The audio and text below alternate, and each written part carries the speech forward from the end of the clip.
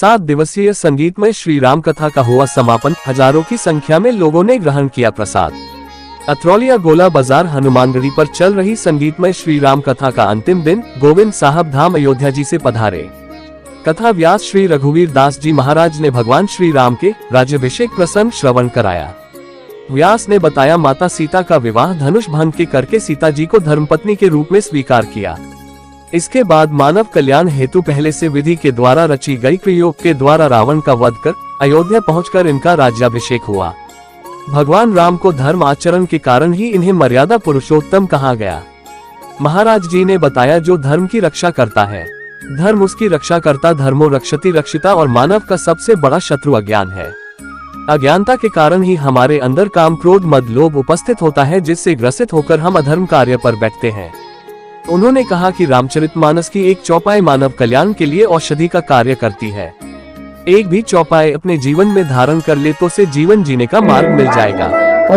अभी हम मौजूद हैं अतरौलिया के सदर बाजार के हनुमानगढ़ी में। यहाँ पर 7 दिवसीय राम कथा का आयोजन किया गया है। इस कथा में हजारों संख्या में महिलाओं पुरुषों ने भाग लिया और बड़ा ही मनोरम कथा था।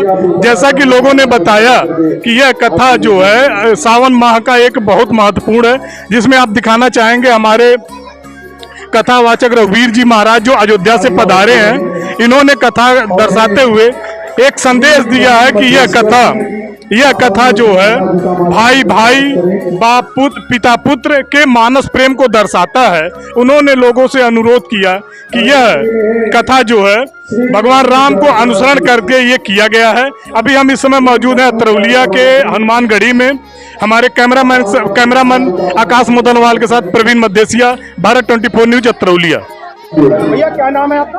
दीपक कुमार मदेसिया। ये आपके मोहल्ले में 7 दिन की कथा थी, आप लोगों ने सुना, कैसा लगा और इस कथे के बारे में बताइए क्या है? ये बहुत अच्छा लगा, माहौल भी बहुत अच्छा लगा। ये हमारे हनुमानगढ़ी बाप दादा पुरखों का बनवाया हुआ है। इसी प्रारंभ में ये सब संपन्न हो रहा है। ये 7 दिन का कथा चला और आज पूर्णावती है, हवन है और 3-4 हजार लोगों का भंडारे का व्यवस्था था। क्या कथा में आप लोगों को क्या सीखने को मिला, क्या है? बहुत कुछ सीखने को मिला, बहुत सहयोग मिला, बहुत गुण भी मिला। आप यहाँ के स्थानीय निवासी हैं, कहना चाहेंगे कई बार हर साल कथा यहाँ होनी चाहिए? अब बाबा के द्वारा तो बोले गए कि हर साल बाबा कह रहे हैं कि कथा होगा। अब की बार तो शुरू हुआ है, अगले साल भी होगा। भैया अपना परिचय देते हुए बताइए, आपने ये राम कथा का आयोजन किया था। मैं दिलीप कुमार सोनी। कई दिनों तक चला है? 7 दिन तक चलेगा। आज 8वां दिन है और आज पूरे होम होगा और उसके बाद प्रवृत्ति हो जाएगी। रात शाम को भंडारा 6 बजे है और 3-4 हजार आदमी का भोजन होगा और प्रसाद लेंगे सब लोग। और उसके बाद सब अपने अपने भगवान की इच्छा रहेगी तो अगले साल भी इसी तरह धूमधाम से ही होगा।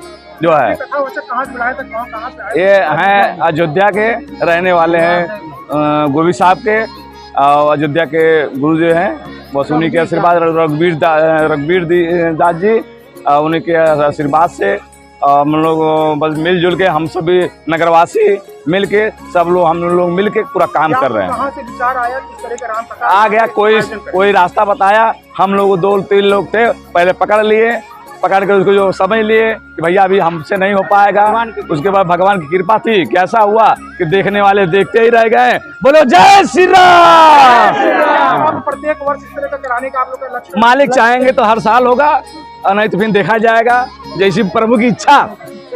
भंडारा भी हो रहा है? भंडारा पूरा 3-4 हजार आदमी का व्यवस्था है यहाँ पर।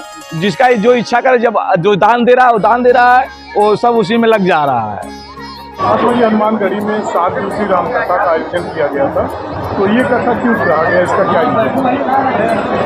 देखिए, भगवान की कथा ये मानव कल्याण हेतु होती है और राम कथा ही हो रही है, उसका एक अपना कारण है।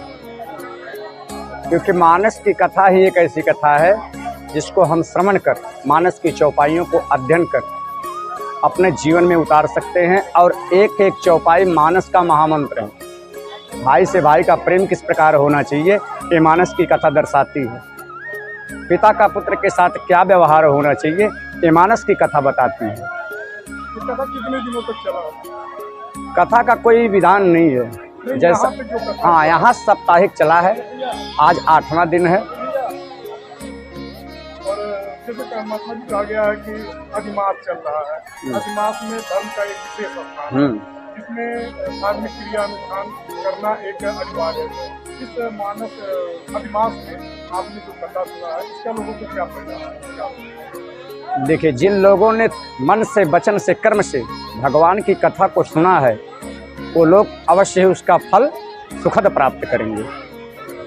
आते तो बहुत लोग हैं, पर कथा में जिनका मन लग गया वो समझ लीजिए भगवान को प्राप्त कर लेंगे। महाराज जी, यहाँ के श्रद्धालुओं को आपको संदेश देना चाहिए या कथा के वास्ते कोई बताना चाहेंगे? हाँ, यहाँ के श्रद्धालुओं को भैया हम यही संदेश देना चाहेंगे कि जो भी यहाँ से श्रवण किए हैं, उनकी योग्य बातें जो भी हमने बताया सीखने के लिए, उसको अपने अंतःकरण में धारण करके भगवान के पथ पर, भगवान की भक्ति के पथ पर अग्रसर रहेंगे तो जीवन उनका सुखमय व्यतीत होगा।